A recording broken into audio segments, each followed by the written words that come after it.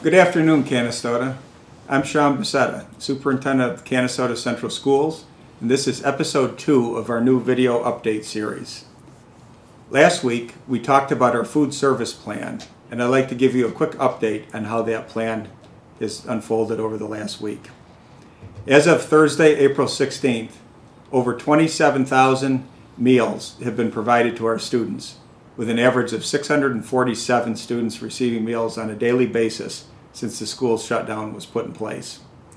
Also, I want to point out that starting with today's distribution, Friday's service will include meals for both Saturday and Sunday.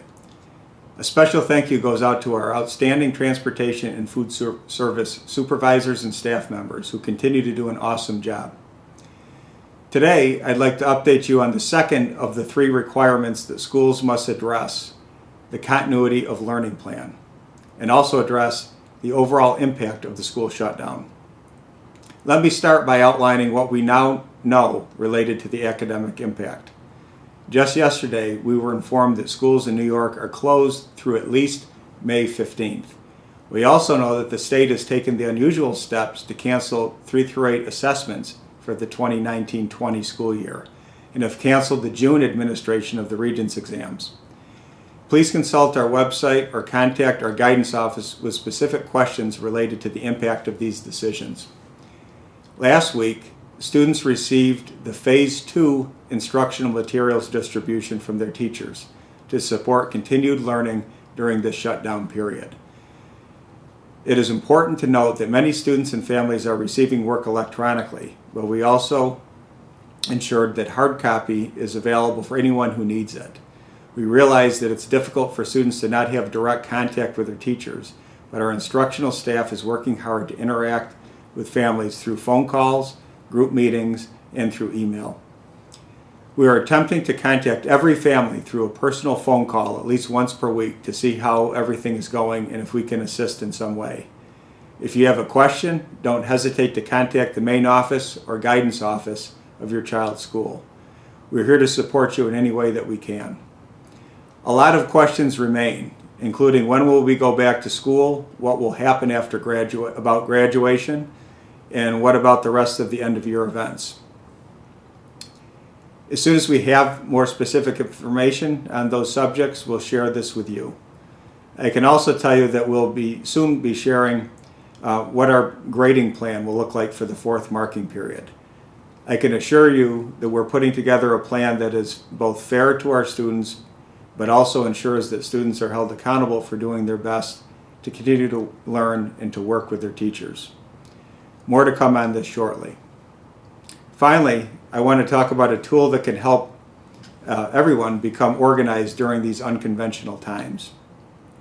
John Wooden, the legendary coach of the UCLA men's basketball program and winner of 10 NCAA basketball championships, created something that he called the Pyramid of Success to explain his recipe for achieving impressive accomplishments.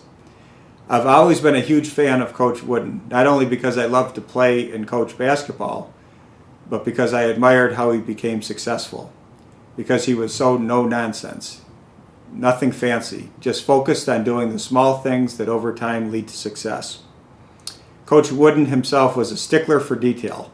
Everything with him had to be very precise, even in the way that his players put their socks on. The results he achieved are indisputable. Through our weekly video updates, I'd like to share with you some of the components of the Pyramid of Success with some specific examples. In all, Wooden included 15 attributes in the form of building blocks in his pyramid. My hope is that members of your entire family can use this concept to support continued learning and goal setting while we adjust to our new environment. Today, I'd like to talk about the 2 cornerstones of Wooden's pyramid. The first is what he called industriousness. Well, industriousness just simply means to do hard work, to be committed to working hard for your goals. The second is enthusiasm. He intentionally made these 2 attributes as foundational cornerstones of his pyramid because he knew that they were the 2 of the most essential qualities, and there was a multiplier effect when the 2 worked in concert with one another. Hard work, particularly when unleashed with a focused goal in mind, is the great equalizer against obstacles. We all find ourselves competing at some point with someone who is smarter, more talented than us, but we can always control our effort. Wooden called enthusiasm the engine that powered all of other blocks. Enthusiasm is contagious, and it can get other people to share your vision for improvement. Having enthusiasm makes it easier to work hard because you're excited about getting things done. So how do we generate enthusiasm, which serves to motivate us to work hard, which then leads to success? One of the best ways to do this is to use SMART goals, which means goals that are specific, measurable, attainable, realistic, and time-bound. In the coming days and weeks, we'll be talking about other building blocks included in Coach Wooden's Pyramid of Success. And we'll be releasing a series of videos that could help students and adults to use a detailed SMART goal process to achieve goals, whether for school, work, or extracurricular activities. And finally, starting in our next episode and continuing into the coming weeks, we will be profiling members of the Canastota community who embody the characteristics of Coach Wooden's Pyramid of Success.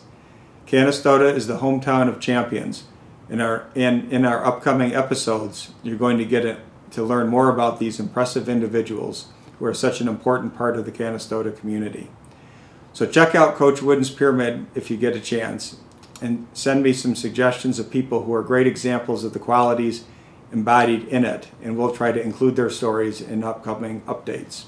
Until next time, Canastota, stay healthy, and let's continue to show every day what it means to be from the hometown of champions. Thank you.